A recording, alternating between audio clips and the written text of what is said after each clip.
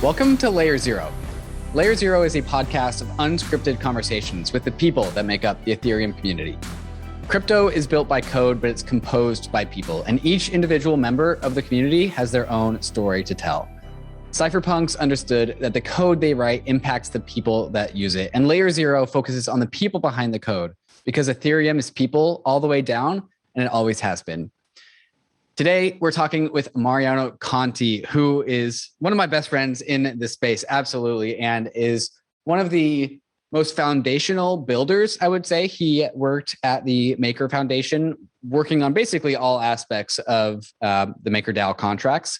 But he got actually into Ethereum before Ethereum was even a thing.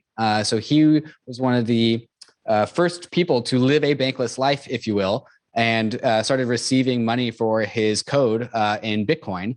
And that's how he got introduced into the whole Bitcoin space. And a lot of people know Mariano's story. It's his story. So every time he goes onto a podcast and anyone ever asks like, hey, Mariano, how'd you get into crypto? He tells the story.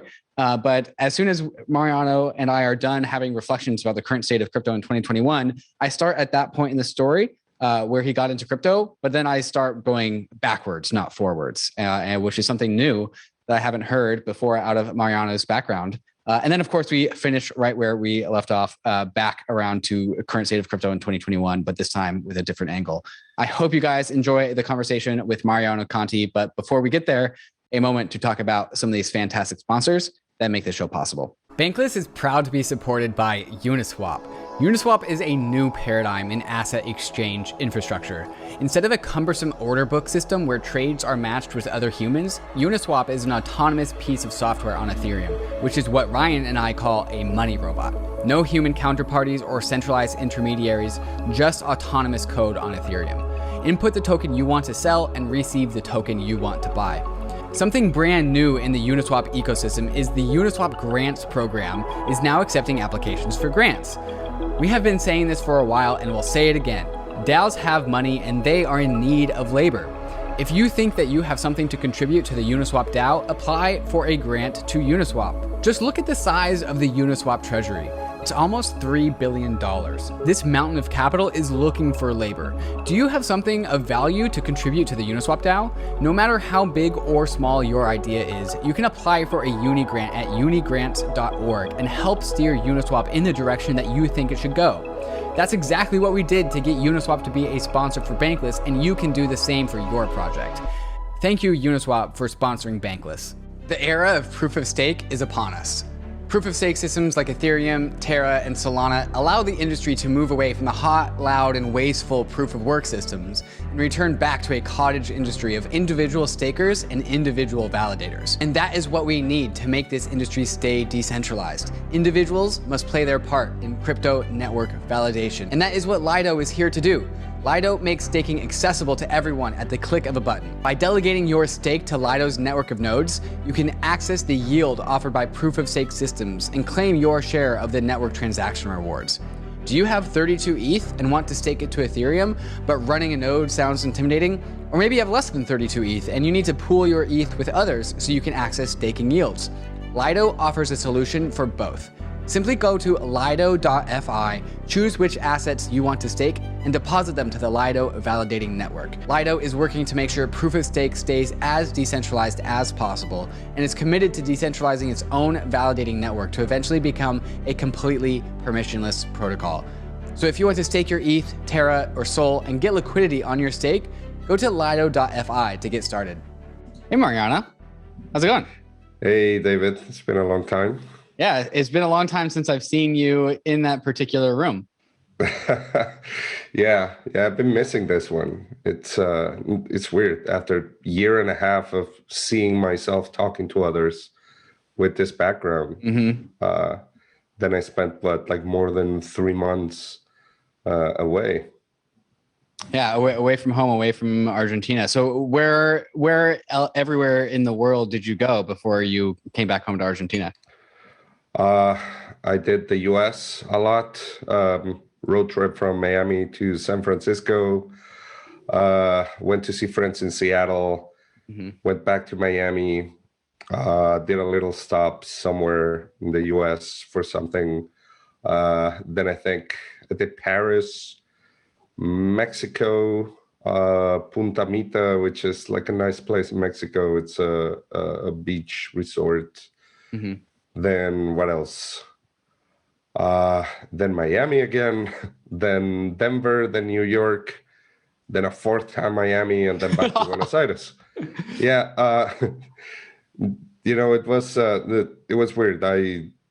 We were just traveling with my girlfriend, and Miami was the original destination, and we had the return tickets there. So it was like our hub in the US, and home away from home. Yeah, I left at a different time than my girlfriend. So Miami became our center in the US, even though it's the place probably that I traveled the least inside. Right. I just stayed in the hotel the whole time. But yeah, it was interesting months. Out of all of these travels that you've done recently, how much of it was crypto specific or crypto travels, and how much of it was just like Mariano exploring the world? I think it was almost half. Was crypto, or a little bit less than half. So the original idea was just to do the road trip, right? To rent a car and drive it from Miami to San Francisco. And we did that. And on the road, I met a few crypto friends, but that wasn't, the main idea for the road trip. So in a couple of places, I don't know, in Vegas, I went to see Amin at his lair. I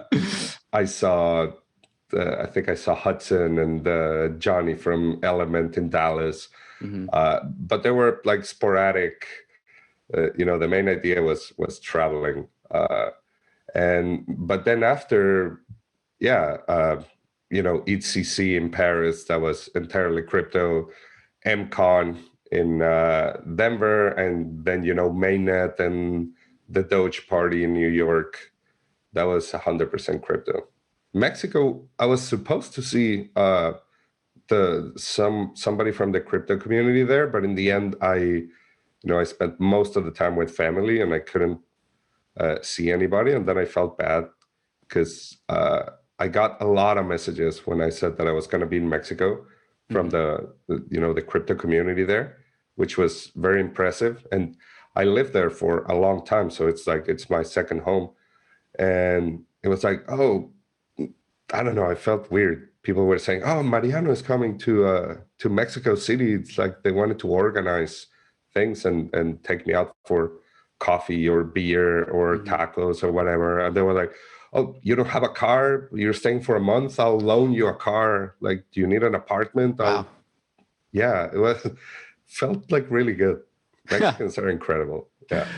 I want to circle back to that, but overall, I want to ask, you've been in crypto since like 2013 or 2014 when you first started playing around with Bitcoin, before there was really a big community, right? Late 2014. Late 2014. So yeah.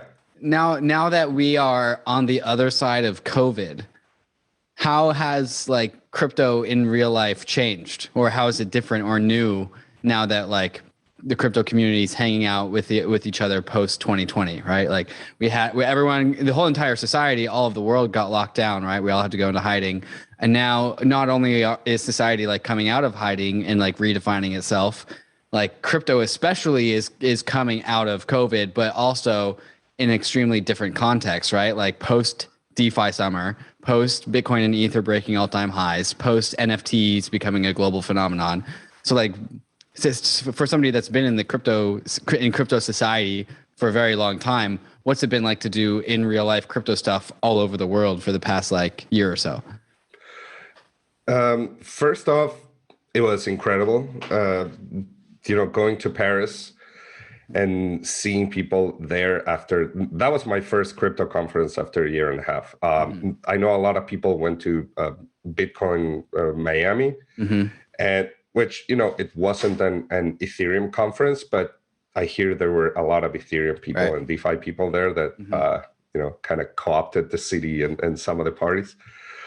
For me, it was Paris, and it was incredible. First, seeing friends after so long. we're growing the community, but you know, there's a core that is still like it feels like a tiny one, you know, just like a group of friends who we were defining and creating DeFi together a few years ago, and feels like either we did our thing and now we're doing something else, or continuing to do it. And seeing everybody in Paris felt a little bit like that. And then on the other hand, noticing that actually the community had grown a lot, and there were plenty of people who I had never met in person before because they had joined the, you know, in DeFi summer, maybe a bit later. There was the entire NFT community, some of them people who we know from before that got into it, but then also so many new players. And then maybe, of course, but I don't know why I even mentioned this, but it always exists, what we call tourists, right? People who got into this during the bull market. And, you know, when we're back to a period of peace and quiet, meaning that if it does happen, right, the prices end up dropping again and stay down for a large amount of time, these are the people who will say, hey, I'm out of here. Like, right. I was only in it for the tech, but then they weren't. But all in all, I felt that it was still very much the community that I know and love, you know, the friends we made along the way. And okay, I'm gonna be completely honest. From last time, can I say this? Almost everybody else that's OG like got rich. I mean, let's not beat around the bush. Okay. The transparent ledgers are transparent. We know this. Exactly. So many people do not have financial concerns anymore, and this is an entirely real thing, and it did change a lot of us, but I think like for the better. It's and it's interesting because you talk to these people, like we're all friends. We've been through a lot together. We've been through maybe 1 or 2 bear markets, and we spent a lot of time building, and we spent most of COVID building. I remember when the pandemic was starting, I was in Warsaw, and Black Thursday was happening, you know. And even though we knew that at that point DeFi was pretty much gonna survive instead of, you know, the drops in 2018 and everything, I know a lot of people that had a really tough time. And then I would say 99% of the OGs who stood by and continued, they're very well off now. And either if they're still continuing to build or not, or they're doing other things, it's I don't know how to describe it. It's community of friends that we now have yet another thing in common, and we can talk with each other about this kind of thing that, you know, essentially changes you in a way, and but also frees you. It's incredibly liberating. You have all this space in your brain, and, you know, this brain power that doesn't have to worry, you know, about survival anymore. Right. Maybe it's like, oh, food and rent are taken care of, so now we can move on to bigger and better things. Exactly. It's like, I'm done with this. This part is, I never have to worry again. I mean, hopefully, right? Hopefully, right. Knock on wood. Yeah. And it is great talking to friends that are in that situation. And also I see a lot of people becoming more creative, more daring, being able to take more risks. So I think this was just incredible for everybody, you know, a generation of builders, of investors, of believers, that it paid off for them. It is decently surreal when we go to these Ethereum conferences, Bitcoin conferences too.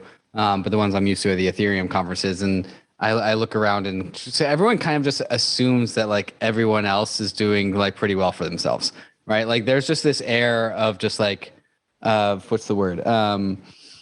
Abundance around, and like I'm a little bit. I feel like I should be a little bit concerned because that feels very toppy, right? Feels like a top signal, right? It's like, okay, everyone around me is wealthy. Like, damn, that's got to be the top. But also at the same time, the whole point about crypto is that we supposedly have found ways to fund this whole thing that's sustainable, right? Kevin Owocki calls this like regenerative finance, right? And so like I feel like we're in that like Schrodinger's phase where like, is this a top or is this a new paradigm? Like we don't actually know.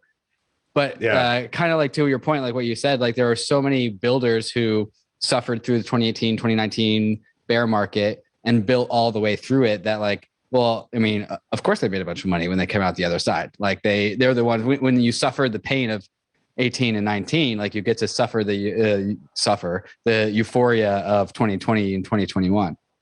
Right. But when you look around, I mean, I agree that on the one hand, you see people and I don't know, dressed in Prada and things like that. I still dress like shit. But don't you also feel like you know, it is well deserved? It's like, sure. I mean, of course we think this. Yeah. we think this. Yeah. But yeah, at the same time, like we keep on talking about, hey, like new paradigm, crypto is a new fundamental asset class. It's a new economic foundation. At the end of the day, it kind of makes sense that like everyone who would go to like the Ethereum community conference, which has been an ongoing conference ever since 2015 or 16, I think. Like, well, I mean, it's the only way that this would ultimately happen, right? Like the people bootstrapping the economy obviously get financially compensated for those actions. Yeah, completely. Yeah. Yeah, I'm really happy that it happened. And like I said, this changes the dynamics a lot. And in my opinion, it's going to let a lot of people and a lot of teams, you know, build differently, build with more conviction. Last bull market, most of us still didn't know a lot of things. And I tend to put almost everybody in the same bag. I feel comfortable doing that because I've spoken and I'm friends with so many, you know, projects inside Ethereum that, you know, I can generalize. Of course, there's outliers, but when I say something in the general, I feel confident that it mostly was that way. A lot of projects, they now know, like, I'm an extreme Ethereum bulltard, but even I know that, yeah, we know where it is going, but this is an asset class that in the end is still affected by macro, by whatever you want to call it. And it's not going to always behave the way we know that it should, right? So, and a lot of projects didn't know this back then or didn't prepare for it. So, you know, even the Ethereum Foundation was selling Ether at the bottom and consensus to, you know, pay their engineers and pay people. And a lot of projects did that. And a lot of them were on the verge of closing. A lot of them did. A lot of them did close. A lot of them did. Right. And, but also with that scarcity, we got things like, you know, Moloch DAO in February 2019 in like depth of the bear market. Why? Because, you know, Amin, Cassandra, and a few others, they decided, hey, we, the community, we're going to take matters into our own hands.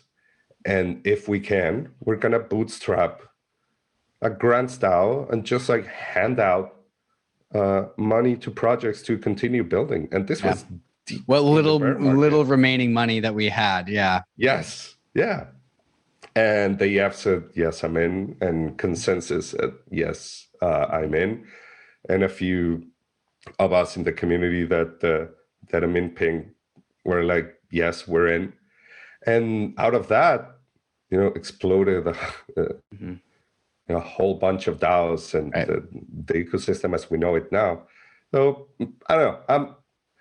I think everything, we need to make sure that whatever is happening, that we make the best of it. So I think we did so in the bear market, and I hope we do that in the bull market. And projects are now a little bit more diversified when they can, but also extremely bullish when they can.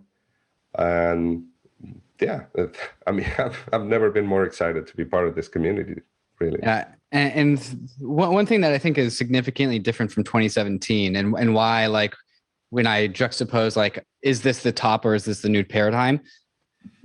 Points for the new paradigm side of things are the fact that, like, everything being built here seems to be much more sustainable than in 2017, right? In 2017, it was like spin up a website, spin up a white paper, receive like $100 million in funding. We still have that sort of like ape tendency, and things get overfunded very, very quickly. But it's on the backs of a much more real and sustainable like set of projects that are being funded, right? These are no longer ideas with a white paper anymore.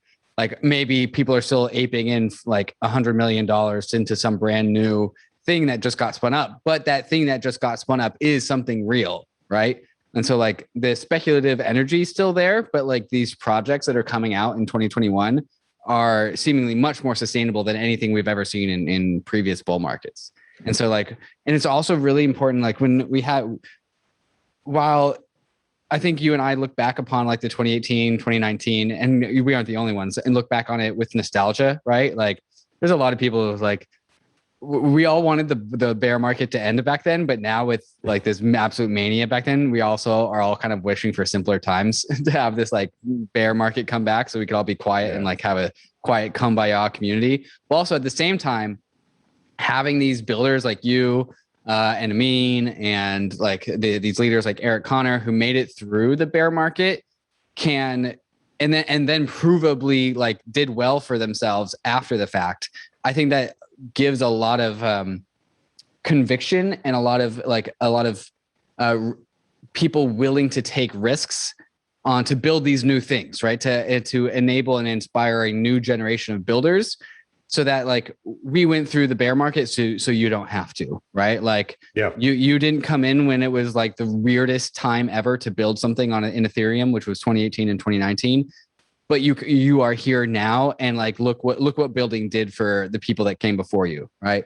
And so like hopefully that was like the bear market to end all bear markets, and as a community of sustainable builders, we can build things where that indicate to future peoples like, hey, even if you do build through a bear market, you come out on the other side okay. And like we've kind of, now that we're building more sustainable things, like you should be okay regardless.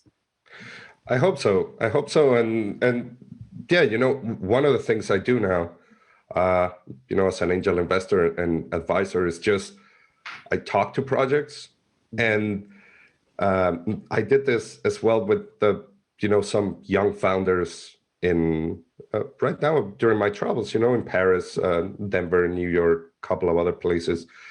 They asked for my advice, and in the end, we start talking about the old days, about 2018, 2019, because that's what they end up enjoying the most. It's like talking about how we built certain things, and just so they make sure that they don't make the same mistakes we did. And this is something I mention all the time. It's when we were, I look now, and it's gonna get better. There's proposals and everything, but like maker governance right now, there's delegation and some things, but it is just not very easy to use. It is complicated. But why is it, right? When we were building it, I looked behind my shoulder, and there was nothing. There was nobody I could, hey, can we talk about that? Like, we were inventing everything. We didn't know who to base or what to base ourselves on. So we just built something, and it wasn't the greatest thing, but it was the first. And then Compound came, and they they benefit from what we built, and they built something so much better that now it's basically, you know, Governor Alpha Bravo or the comp token. They're the standard, I would say, of you know, governance on Ethereum projects and others. And now I like to think Element, they looked at what Compound did and now are coming up with maybe governance 3.0 or whatever. And so that is what I like doing, just talking to projects and saying, and that's what they get the most out of. Just like doing that, talking about the things we built and the mistakes we made. So yeah, I think when if listeners tune in to like me and Anthony Susano, we do a semi-regular live streams every Friday now and then. Yeah. We ultimately end up just talking about the way things were, right? It's like everyone who went through 2018, 2019 ultimately always ends up talking about it. And I think it's actually important, right? Because it offers like history lessons for so many of the newcomers that have come in 2020 and 2021.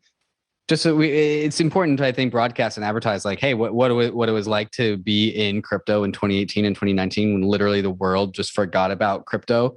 And what they do remember was like the ICO scams and not, well, and because that's basically the only thing there was to remember, right? Yeah. Also, you know, yeah, back then, and this is also why I think that now is a great time to build. And there is still, like, back then, there was ICO scams, just a white paper and nothing more, and get a ton of funding, right? Right now, there are equivalents.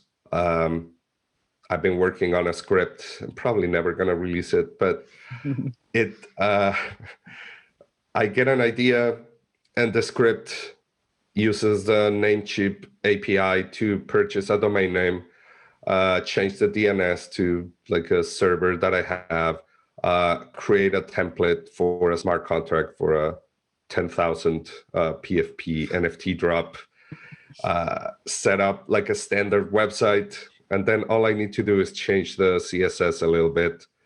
And I mean, what else can I automate? Create a Discord, create a Twitter handle, and you know, in a day you can have a 10K NFT drop, and you probably earn a nice bit of change with that. If you set it to 0.05,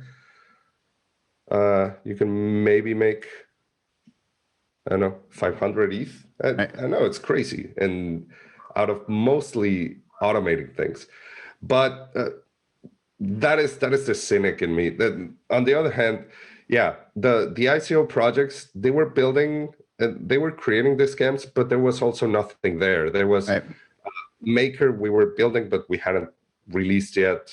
There were only like 5 protocols out there, and none of them on mainnet. You know, there was Augur, there was Digix, there was I remember when talking to new people, I always look back on like when I got into Ethereum in 2017 and early 2018. I was like, why was I excited about Ethereum? I can't remember anything. Like Ethereum itself was cool, but there was nothing on Ethereum to actually be excited about. Like if you wanted to go trade tokens, you had to go to Binance. Yeah, I mean, I suggest you grab your oldest account and just go to Etherscan and go to the transactions and like go through them like from oldest to newest and see what I was up to. Yeah. No, you'd be surprised. There's probably more than you remember. I went through this because of the YDX. And I had an account where I don't remember, probably 2018 something. I don't know, interacting with DYDX. I need to double check, but you know, CryptoKitties 2017, Ether Delta, what was it? Yeah, Ether Delta. Maybe 2016 even, I don't know. But like you said, there was not a lot. And now, whatever you're building or whatever anybody's building that's new, there's at least a foundation, right? You already have, you know, protocols for liquidity, for swapping. You have stablecoins. Stablecoins have been one of the biggest factors to keep the money inside the blockchain, right? Inside Ethereum. back then it was, oh, I need to exit. It's like you had to exit to a centralized exchange, trade it for what? Best you could do is owning Tether on Binance. Or Tether. Right. Yeah. And it wasn't even on the Ethereum blockchain. It was on Omni Tether. Oh, Omni Tether. Remember right. Omni? Yeah. Yes. Yeah. Remember it was a big deal. And then suddenly it was all on Ethereum. ERC20 Tether. Yeah. And now you can just, if you trust the system, right? And if you like believe that USDC is not gonna rug you, blacklist your others, and if you believe that DAI is gonna maintain the peg, or LUSD, or you want to be in RAI, or you want to be in Frax, or in or in any of the I don't know, dozens of projects that now exist, there's absolutely no reason to leave, and I mostly don't, leave Ethereum. The only bridge, the only sidechain I played with a little bit is Polygon. Right. And now, L2's Arbitrum bridged, a few ETH to play with that. But I don't know, maybe I should, because I've been telling people I'm becoming more of an Ethereum maxi as time goes on. As time goes on. And I have a different definition of maxi, which I'll say it in a minute. But I always used to be very open-minded. And it's like, no, I'll give everything a chance. I'll try everything. But now, I mean, I've never used Solana. I've never used Avalanche. I never used Phantom. I don't think I ever used Binance. And I like staying there. I realized that I'm one of the lucky few that can pay gas fees out. Yeah, right. I was not priced out. And this is a funny anecdote. A lot of Argentinians, I've been advocating the usage of DAI ever since I got into this. And this is the reason I got into this originally. And it's still in my mind to, serve and people in an undeserving economy and help them free themselves from inflation and capital controls. That was still I don't know if it's still front and center. I think that I fought my fight, and now it's in the hands of now your watch has ended. People. Yeah. But that was the original goal, right? And so many Argentinians, they got onboarded to DAI, and they had to use Uniswap, and they had to use Pull Together, and then they got a lot of money from airdrops, and it was incredible. But then during DeFi summer, they were priced out. But because they were some of the first people who got priced out, there were some of the first who got into Binance and into whatever projects are there, the cakes and the beefies. Right. I don't know what else is there. And they ended up making a lot of money because they were the first priced out of Ethereum. And, they were some of the first to get into Polygon. And I'm not going to begrudge anybody from making money. That's not why I'm here. It did break my heart a little bit that they got priced out. So hopefully, now that we have Arbitrum, and now that we're getting Optimism, and that, we have the CK rollups, and hopefully we're going to get them back into the fold, because I still believe that this is not just about playing with DeFi. It's also the ethos of decentralization that I'm a believer that Ethereum is the most credibly neutral blockchain out there. And, we saw what happened with Solana being down for a while. Right. And but it was interesting, seeing this and watching people ending up making a lot of money in these other chains. But me, I don't use them. I stay on Ethereum. And when I say I'm an Ethereum maxi, I'm an attention maximalist. Okay. That's what I was going to ask for the definition. Yeah. Yeah. My attention is on Ethereum. Like right now, I'm not full-time, right? I angel invest, I help out some projects, but mostly I've been enjoying my life. And I think that, I deserve a little bit of rest, been traveling, everything. So the limited time that I have, and also, I'm already 40 years old, so declining mental cognitive abilities or whatever. At 40.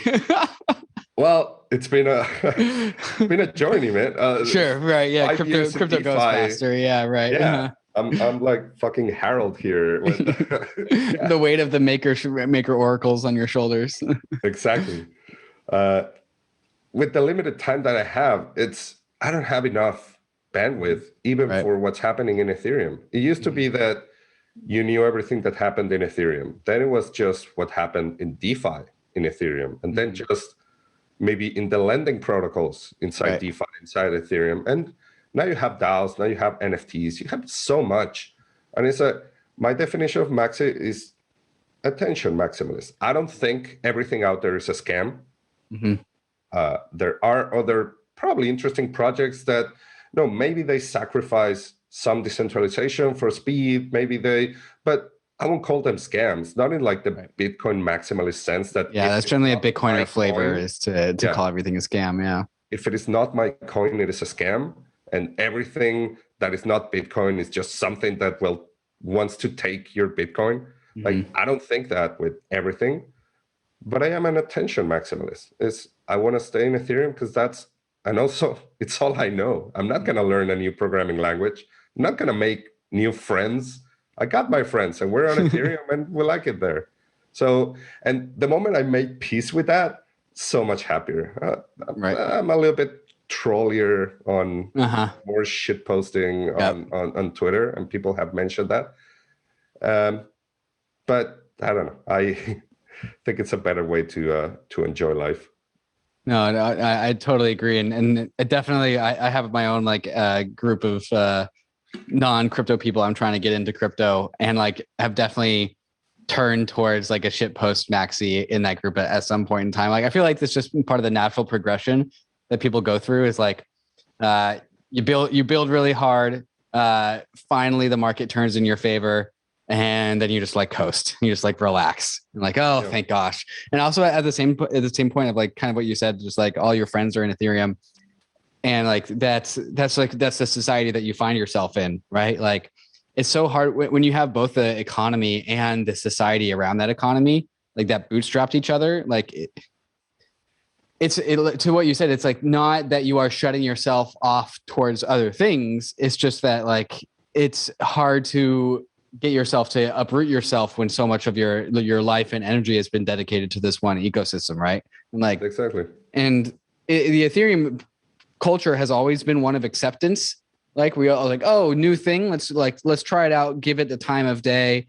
But that's also worked against Ethereum culture in its at the same time, right? Where a lot of nefarious projects came and was hey, give us the time of day. And Ethereum's okay, that's our culture to do that. And then we learn those lessons the hard way. And so I think there is some amount of healthy I don't care-isms about some people in the deep Ethereum community culture, right? Because you don't get to be called a maximalist just because you've run out of time and because you don't know anyone your time. Your time is your time. Exactly. It's so why haven't you checked out this project and this? Right. Because I don't care. Time, and I don't care. It's I'm not calling it a scam. I'm just saying that I don't care. And but yeah, that's true. I think maybe we as the Ethereum community, we skew towards the too nice at some point, while the Bitcoiners, they skewed the other way. Right. Definitely. The being assholes about everything not their coin. Maybe it worked in their favor.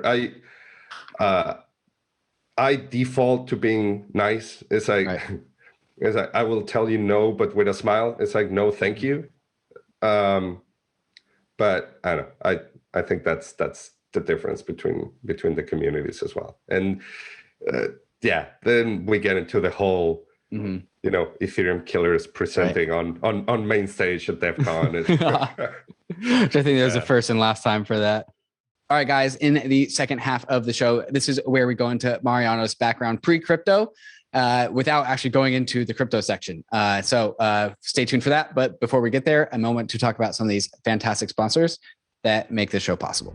Gemini is the world's most trusted cryptocurrency exchange. I've been a customer of Gemini since I first got into crypto in 2017, and it's been my main exchange of choice to make my crypto buys and sells. Gemini is available in all 50 states and in over 50 countries worldwide, and on Gemini there are markets for over 30 various different crypto assets, including many of the hot DeFi tokens, and it's one of the few exchanges that has liquid DAI markets. Gemini just launched their Earn program, where you can earn up to 7.4% interest on 26 various crypto assets.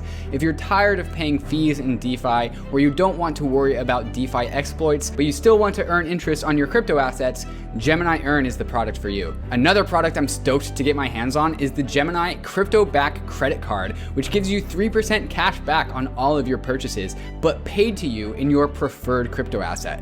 When I get my Gemini credit card, I'm going to make sure that I get my cash back in ETH. So whenever I buy something, I get a little bit of ETH bonus back to me at the same time. You can open up a free account in under 3 minutes at gemini.com/gobankless. And if you trade more than $100 within the first 30 days after signup, you'll be gifted a free $15 Bitcoin bonus. Check them out at gemini.com/gobankless. The AAVE protocol is a decentralized liquidity protocol on Ethereum, which allows users to supply and borrow certain crypto assets. AAVE version 2 has a ton of cool features that makes using the AAVE protocol even more powerful. With AAVE, you can leverage the full power of DeFi money Legos, yield, and composability all in one application.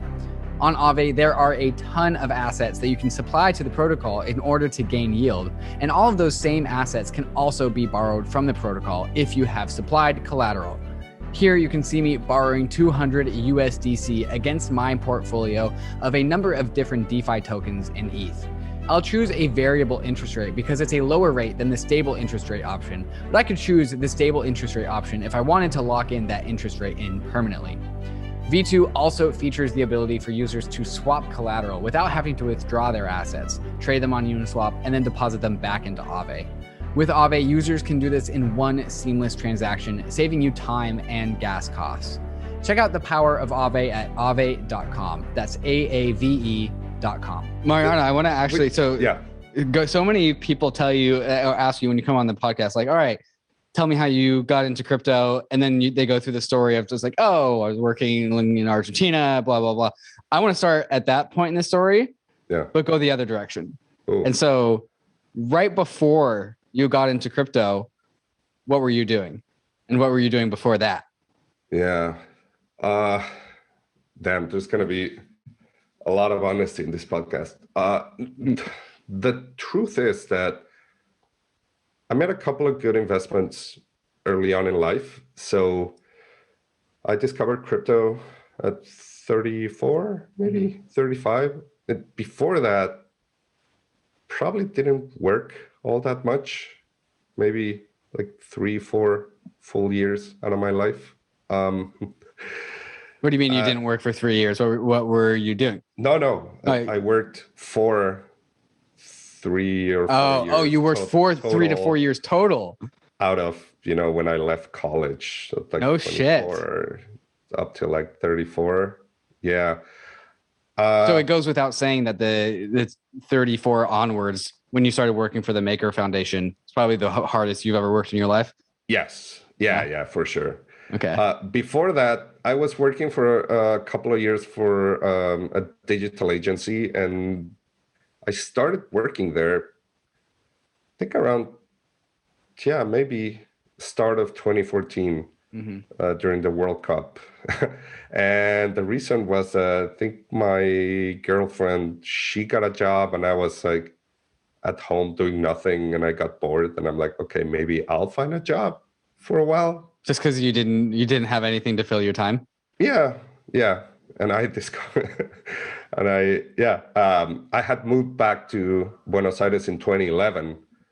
So I spent most of 2011, 2012, 2013, just like not doing much, just enjoying being with family and so during those years, what were like the centerpieces of your life? Because if it wasn't crypto, right? Because crypto hasn't happened yet. So like when you got up in the morning, what would you think about? Good question. have mostly lived a kind of hedonistic life. Yeah. I watched movies and went to parties and read books and used my computer and, kept learning about programming, because if you're an engineer, you need to more or less stay current with things. I had a game developer phase where I built a whole bunch of different prototypes for video games that are still out there somewhere.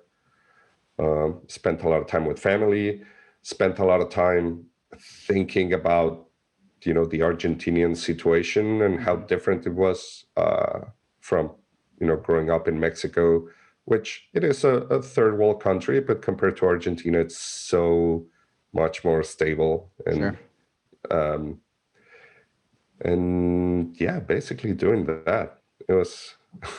When did you move from Mexico to Argentina? When was it? Like April 2011? Yeah. So the year before, in 2010, I got I think I turned 30, or I was about to turn 30. And I got I called my first midlife crisis. I wanted to go. Your first? Oh no, should I be expecting multiple? I don't know. I think there's another one coming at some point. Maybe this was the one and I just had it earlier. I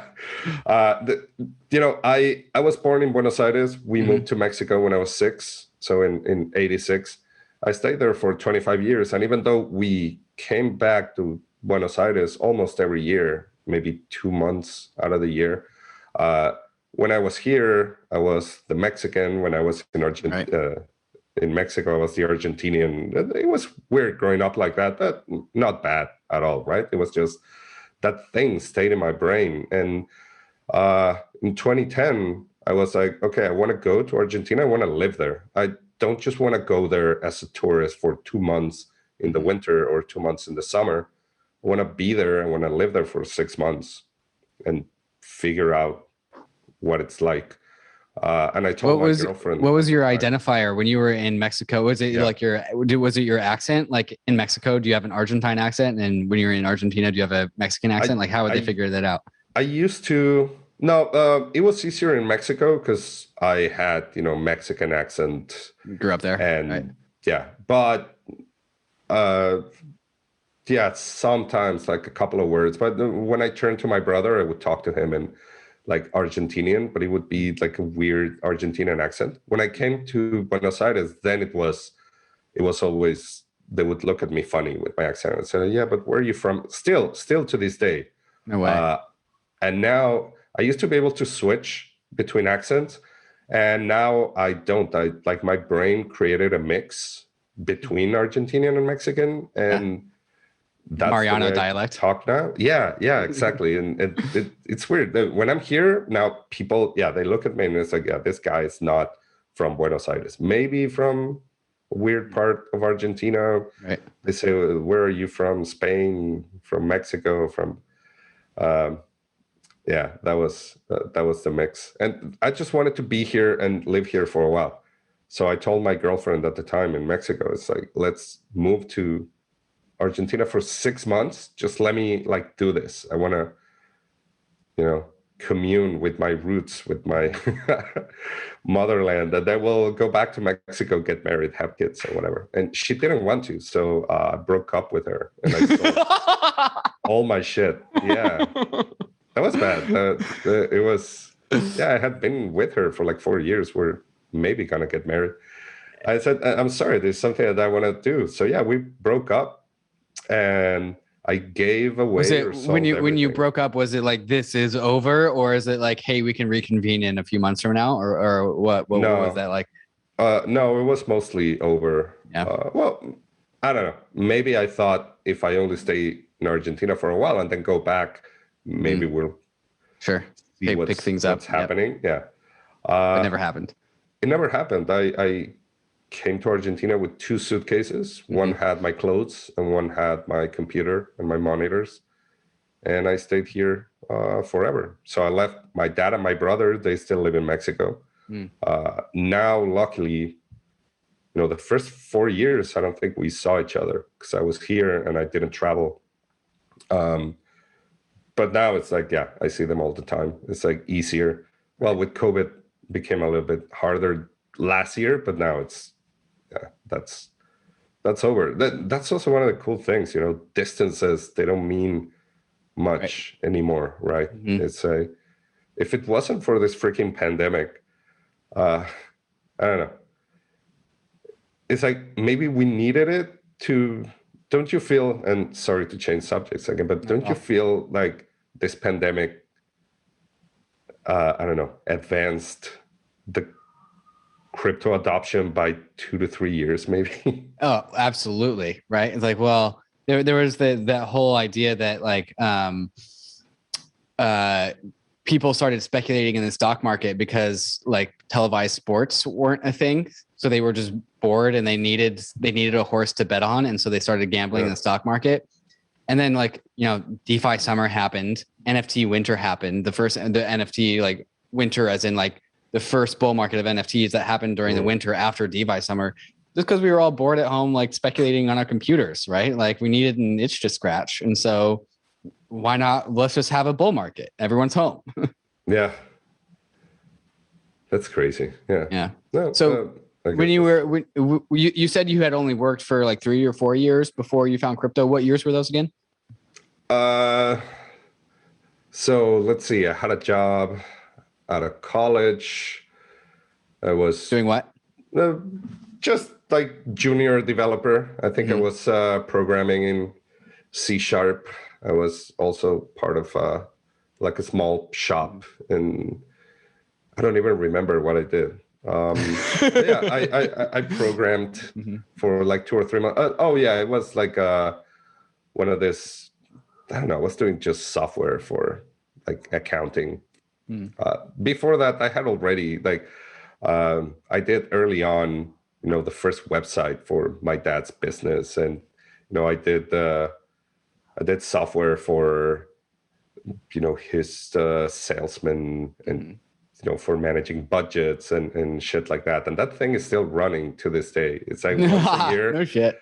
Yeah. Once a year, like my dad and my brother, they call me and it's like, hey, can you, and they already know that I open up Zoom or Hangouts and it's like, hey, that, I'm all smiling. And I can already see it in their eyes when they're going to ask me about something like that, because my face changes and it's like, you're going to ask me to look at old code that I don't even remember how it works, like 20-year-old code, but that it still works and it's out there and it's, helping a real company do shit. That's awesome. That's amazing. Yeah. Mariano has code that hasn't gone down longer than Ethereum, and it's not on Ethereum. That's hilarious. Okay, so it's not that complicated, but yeah. When these awesome non-crypto investments that what time did they happen? Were they post-college? Around that, maybe. Yeah. So probably before. When was the first? No, not the first bubble. The dot-com bubble was around 2099 right? To 2000. Yeah. Yeah. 2000. No, the other one. There's another one. Yeah, but not the internet. The other financial crisis, maybe 2008. Oh, the housing crisis. Yeah. So the bubble between 2006 to 2008. Right. Yeah. Right. So maybe a few years before that. So maybe 2005 and 6. Okay.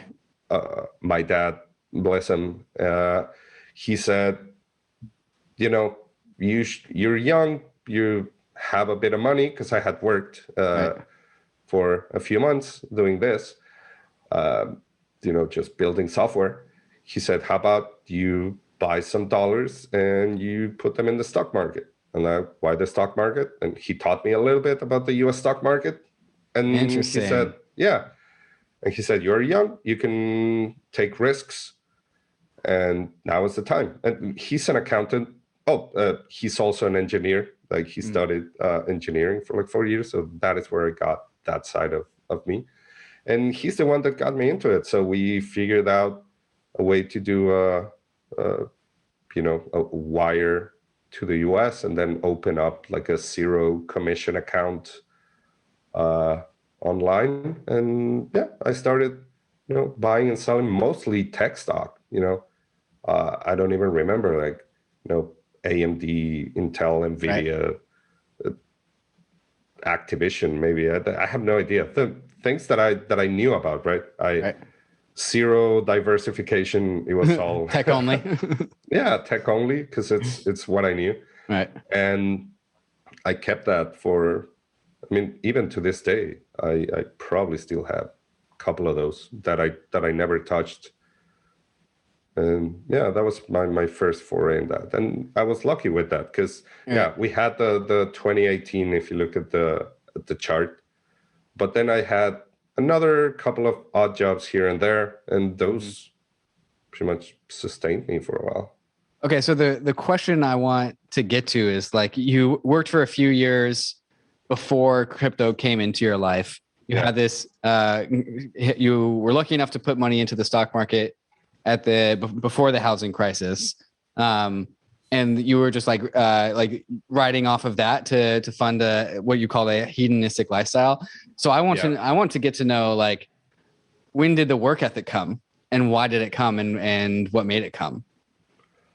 That's a really good question. I don't think I've ever thought about that, but like on the spot right now, I would say when I discovered crypto and I started working, at Maker, I found my freaking calling. I have no other way of explaining it. It was, finding a group of people who were building something together, and not just what we were building, the way we were building it, decentralized all over the world, on a chat room, we never met each other. And I don't know, I felt such a kinship to that. And I was always, I built my first website 95, 96. So I've been involved in this kind of thing, but always on the fringe, right? Like, I feel I could have been, like, I don't know, on the internet revolution of the late 90s, but I never did, because I was on the fringe. I could have done shit with Web 2.0, and I never did, because I was in the sidelines building, but never felt like, I'll dive into this. But then when I found Web3, and when I found Maker, found Ethereum, that's when, I don't know, my brain finally said, okay, you've been involved and around, computers all your life, but you never been, done more than that. And when I discovered this, that's when I knew, this is what I want to do. And it never felt like work. It just felt like, yes, I'm going to do this. And I, stayed up for hours and hours, building and talking to people. And I would go to bed, and I wouldn't be able to sleep, right? I would move around, and then I would have to wake up in the middle of the night and just go back to coding, because it was such an incredible energy. And I never felt that with anything else. And it went even beyond that. I'm like, okay, I'm a developer in this now, and then I discovered crypto Twitter or whatever, and conferences, and it's like, we need to go deeper, right? Like, I don't want to be a coder. I want to be famous inside fucking Ethereum. Like, that I told a friend of mine, I think I was drunk, either in ETH Buenos Aires or in the first ETH Berlin. It's like, I saw people giving out talks, talking about their projects, and then they would come down from the stage, and people would go to them and ask them questions. And I looked, and it's like, I want to be that.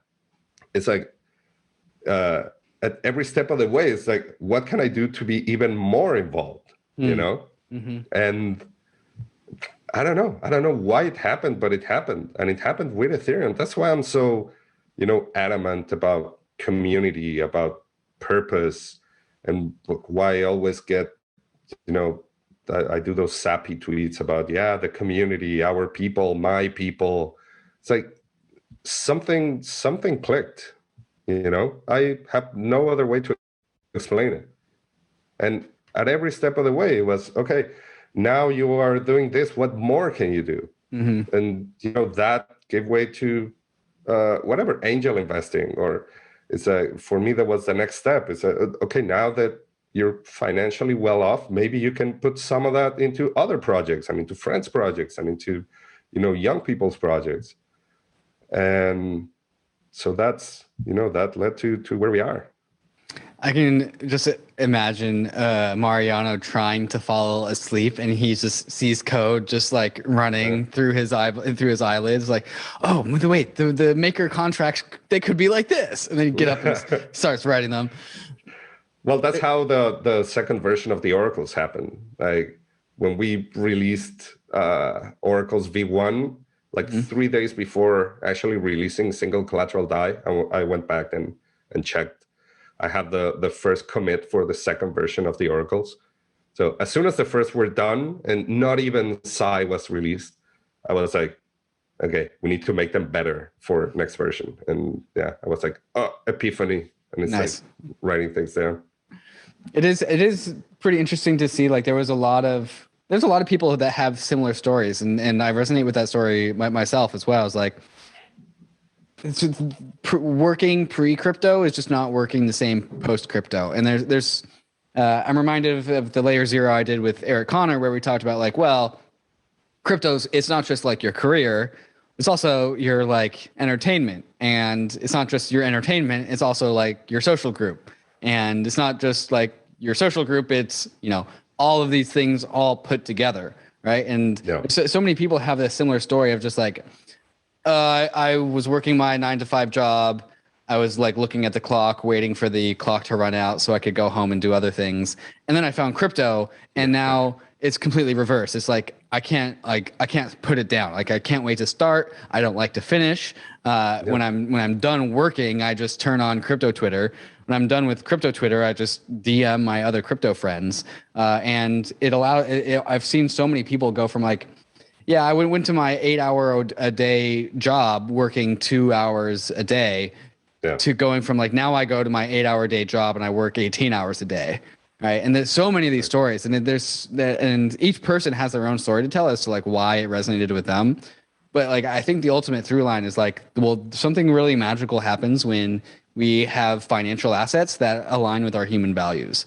And as somebody coming from Argentina, which has seen a chaotic government with a chaotic financial system, perhaps you look towards Ethereum and you see like stability, and not just stability for yourself, but if you can build it, stability for the people around you.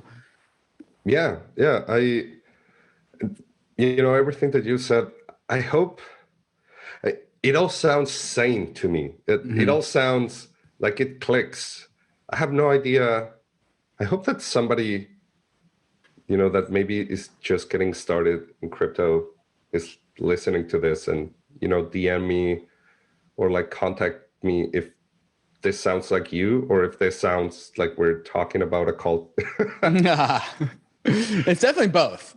It is a little bit of both, right? It is. A cult. The only difference between a cult and society is how big the cult is.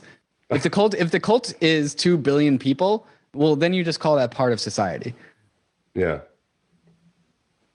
That is true. In that case, we need to grow this. Grow this cult. Yeah. When we were in Denver with the MCon, for MCon, I was with the Meta Factory guys in the hills of Colorado, and we were just joking about how like we were just doing the classic cult joke, like we have a collective group of people that all rally around the same totems. Like, who do we pray to? The god of Moloch, right? Like, we have our own currency. Like, I actually think we should have just commit to this thing and just instantiate a religion. At least, if not for the very release, at least for the tax benefits.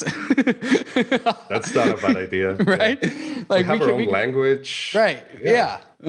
Yeah, no, that's exactly right. We have our own rituals. We have our own just like values. We could absolutely make a Church of Moloch. I would like that. That would be yeah. No, we totally could. And yeah, now that you mentioned Denver again, it's so good being out there. That I mean, I saw you in Paris, I saw you in Denver, I saw you in New York. You know, the difference after MCon in Denver, I thought I wasn't going to have a great time in New York, you know, because mainnet, it was going to be something like completely different. Suits. Yeah. But then I enjoyed myself so much there as well. A different vibe, certainly, but equally enjoyable. And yeah, you know, just Ethereum people all around, like you say, talking about similar things. Just you can instantly, you know, talk to somebody new and just like talk to them for a long time and find common interests and also talk about meaningful things at times, right? I like to say, a lot of people ask me, hey, are you building on DeFi? Are you doing something still? I like advising DeFi projects. I like investing in them. I'm glad I'm also on the sidelines now in DeFi. Like, I'm glad I'm not building DeFi, but I'm not against it. It's like, I still love DeFi. I still think it's extremely important, but I say that I paid my pound of flesh and now I'm enjoying it from the sidelines. I don't have to worry about oracles and liquidations and risk parameters and governance.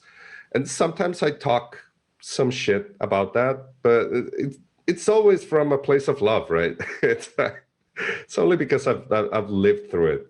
And yeah, but that doesn't mean I don't like it. It's like, it's because I love it that I feel that I can, you know, in a position to criticize it a little bit. Sure. But then through that, hopefully make it a little bit better. Well, there's something to say about just like, we all joke in this industry, like, oh, 1 year in crypto is just like 1 month in the legacy world, right? Yeah. Or is it the other way around? I don't know. The one that makes crypto go really, really fast. Yes.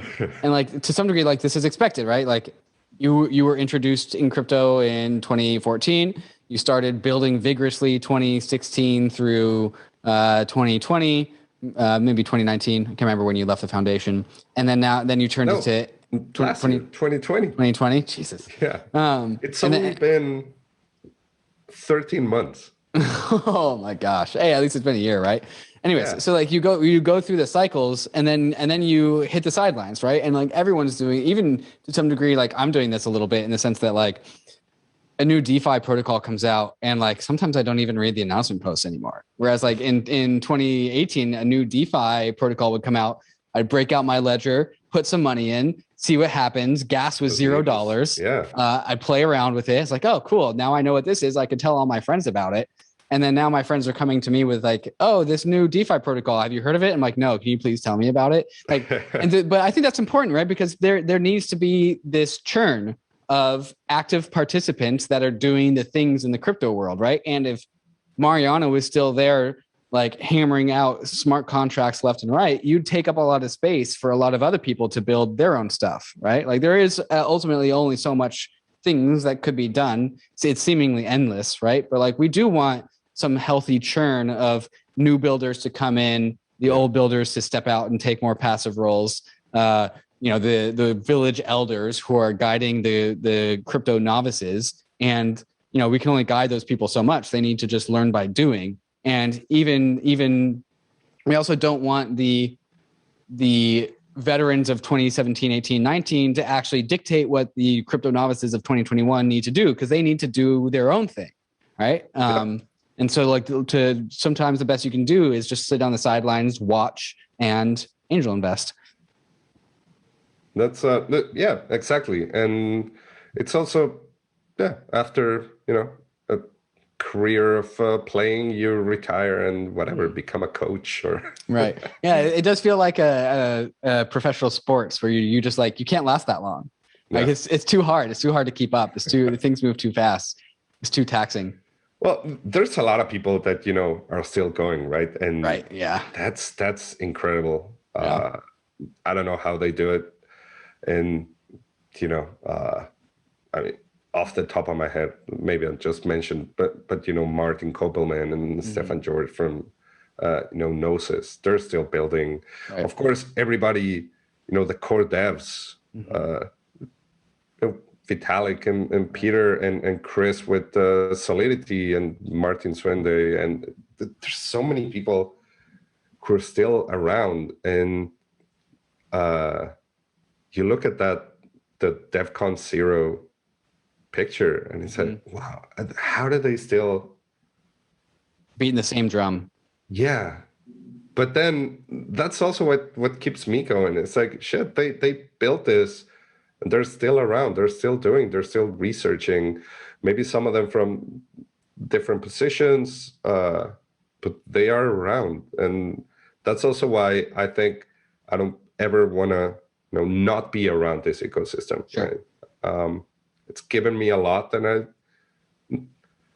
it's not that I owe it everything and I have to be here. It's that I want to be here. And I hope that I will still want to be here for years to come. And I think that this lends itself back to that like maximalism conversation that we were having before, right? Like there's zero other builder focused communities that have this sort of track record. And so like it's when somebody says like, oh, why don't you pay attention to Terra? It's like, well, none of my friends are, so why should I? Right? Like we're all kind of focusing on the same thing, right? It's like there's that metaphor of like the hunters of a hunter-gatherer society. Mm-hmm. They're looking at the deer, and all the hunters are shoulder to shoulder, like looking at the deer. They're all pointed in the same direction. And so like for me, like when all my friends are pointed at the same direction, like I'm looking with them. I'm not looking like, oh, look, there's a squirrel over there. Like, no, we're all looking at the deer. Yeah. Oh, and for example, in New York, I saw a friend of mine, Will Barnes. We worked together at Maker, smart contracts. And now he was at Consensus before. And now he left and is building on Solana. He's building a DeFi protocol on Solana. And I think he was a Rust developer before. And I don't know, either we talked a little bit in New York or just somebody on a tweet was like, they wanted to know, because there are very few examples, but they exist, right? It's like, sure. When people say on Twitter, oh, every developer I know, the VCs, mm-hmm.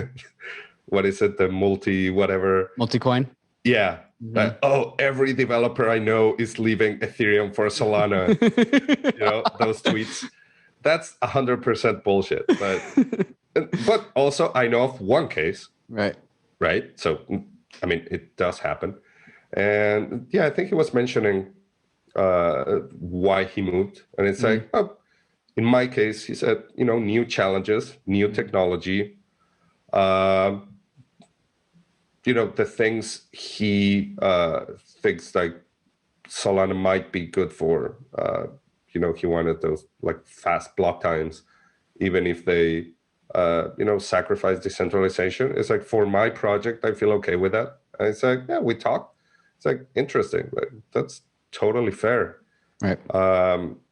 And then I went like, damn, could I look at, something different, at least, for the intellectual exercise of seeing how something works. And,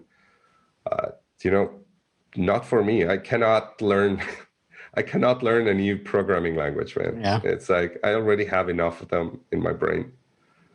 Plus, there's just the switching. Yeah, the switching cost is like not something that you're interested in, right? And it's like, it's kind of like the same problem as like trying to spin up a whole new social network, right? Like, sweet, we have this brand new awesome social network. Let's all go, and no one goes, right? It's like, well, I'll go if you go. I'll go if you go. I'll go if you go, and then no one actually goes, right?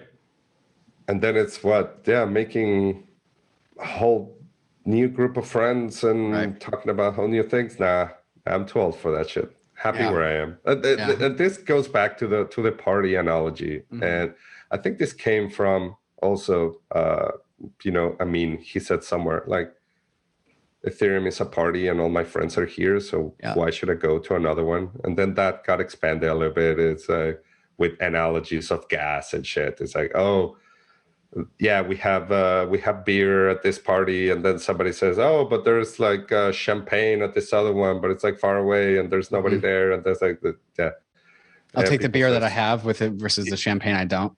Yeah, exactly. And the friends that are already there. I remember I talked to Cami Russo about this, and she put in the book, like Infinite Machine, the last chapter is called The Party. That's funny. I don't. Because of this. I'll have to go reread that chapter because I actually don't remember that. Yeah, last chapter, and I think it actually starts with me. Yeah, that's why.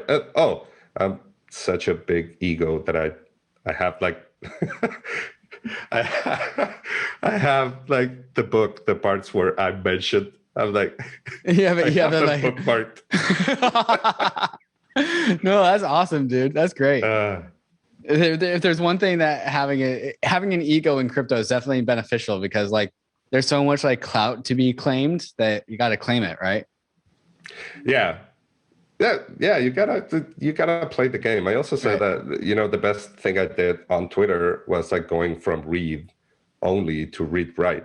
Right. You know, when I started producing instead of just consuming, that also opened up, you know, it opened up a lot of opportunities. It opened up new friendships. It opened up investment opportunities. It like really improved my, you know, Ethereum lifestyle. It was so good. And that's incredible. I freaking love Twitter, and I'm on Twitter all day. It's like, I think I was with my girlfriend yesterday. We're watching TV, and she's like, hey, what are you going to do? And I was on Twitter. It's like, what do you mean, like job-wise? It's like, I'm on Twitter. This is my job now. It's like, I'm like drafting a tweet. It's gonna take me the whole afternoon. It's gonna take me 20 minutes to write this tweet. Yeah. Yeah.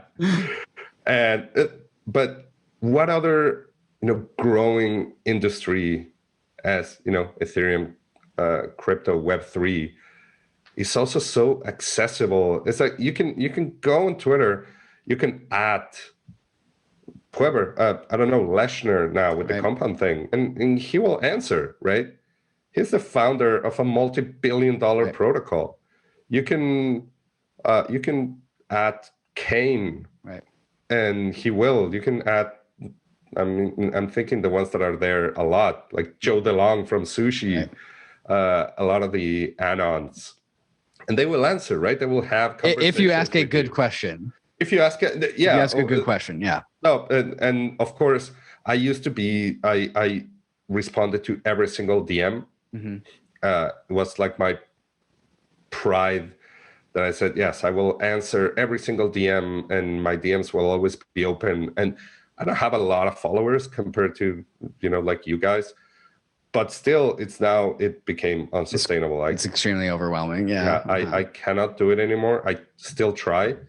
But you know, when it's like a good question, you know, either like what should I do with my career? Should I get into Solidity? I at least try to, you know, write a couple of lines, because I did that. You know,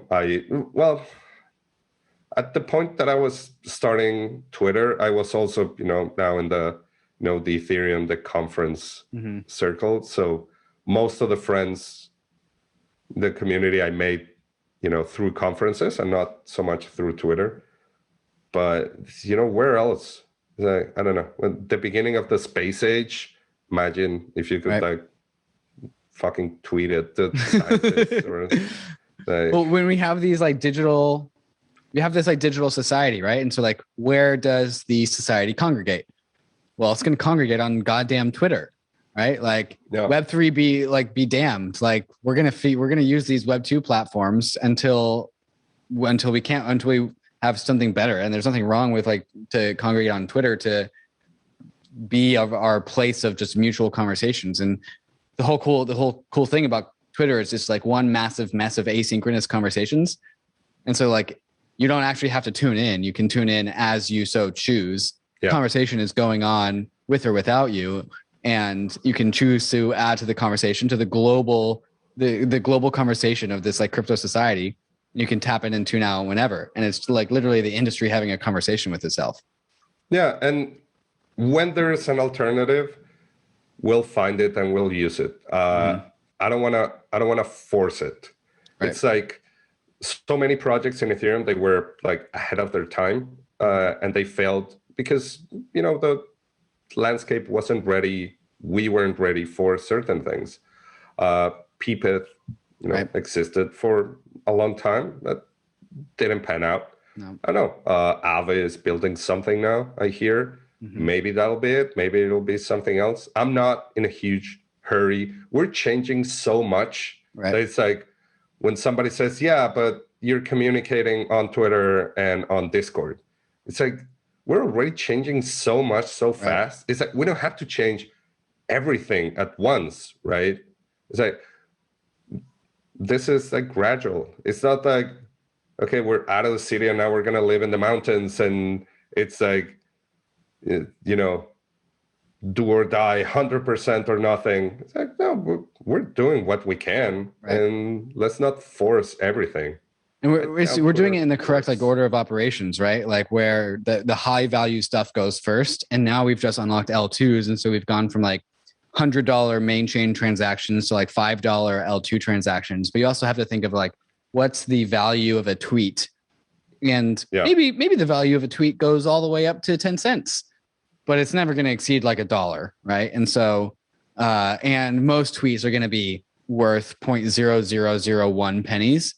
Yeah. And so we just need once we have an economic platform that's like that, then we can talk. But right now we're doing all this stuff that's worth at least a $15 transaction, right? So there's just an order of operations.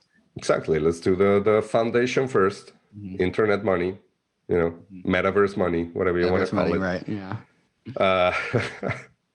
Oh, I just remembered. Who said it the other day? And you replied, shit, I'm on Twitter way too much. Oh, Selkis. Yeah, it was Selkis, right? Yeah. Yeah.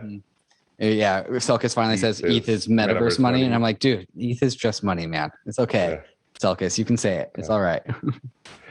I still like the guy. No, he's absolutely great. That's a good conference. Yeah.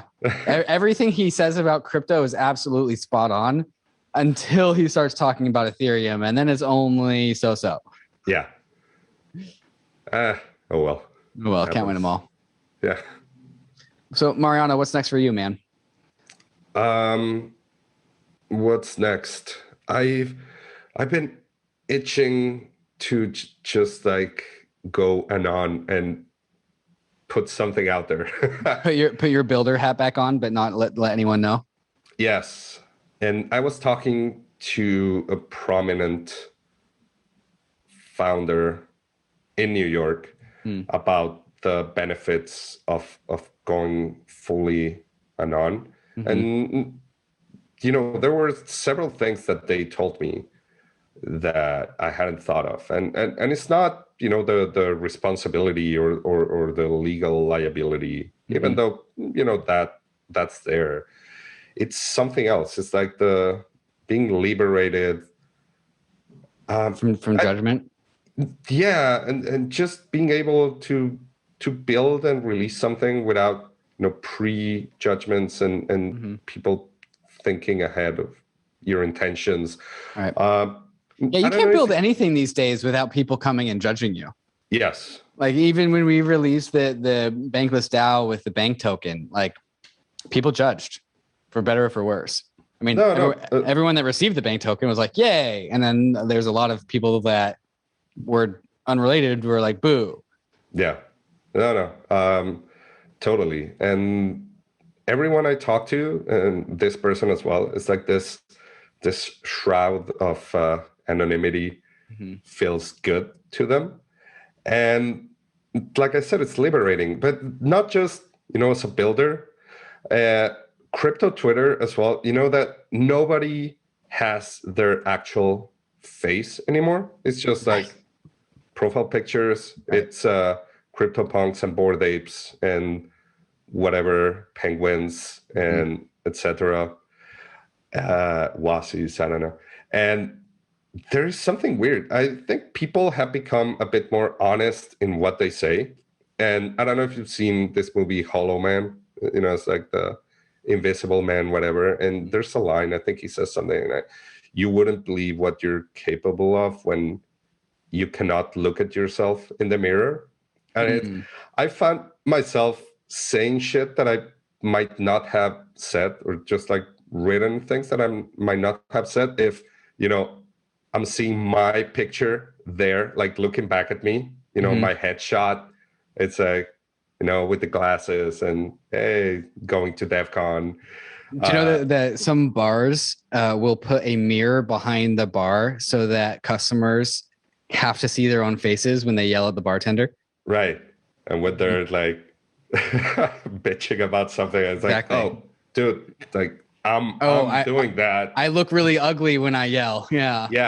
Yeah. Well, it's the exact same thing here. It's like you're looking at and at some point that picture is you, right? I mean, you have your punk back there, and now when I see that, I see you. Like I already, like that punk.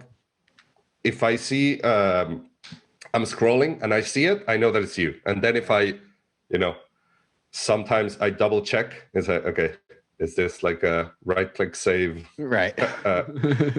Whatever. But, you know, that is you, but it's also like a, you know, a mask in front of you. And so is my punk.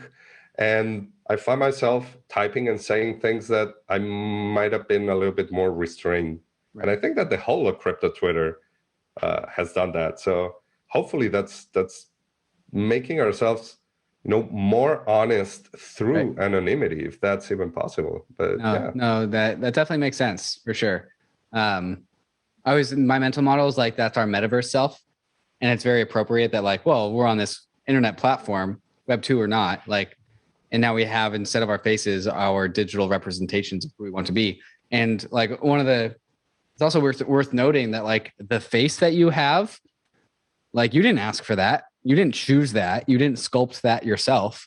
And so like the soul that you have behind your face, it's actually a completely anomaly of the relationship between the soul and the face, right? Those are two separate things.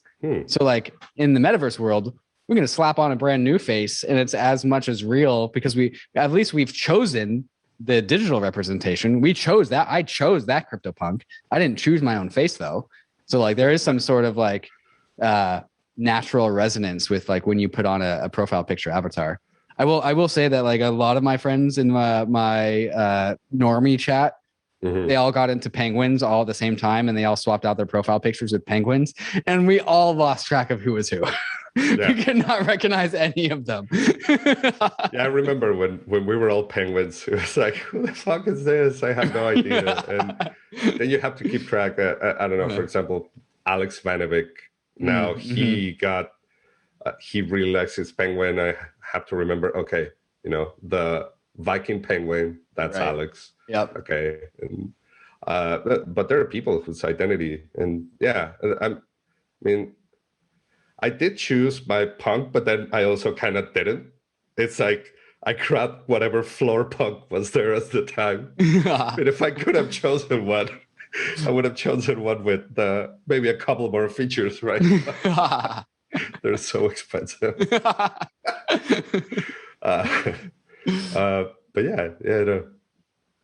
So the answer of what's happening next for Mariano is spinning up an Anon account and putting out some contracts somewhere. Yes, but then how the hell do you do it?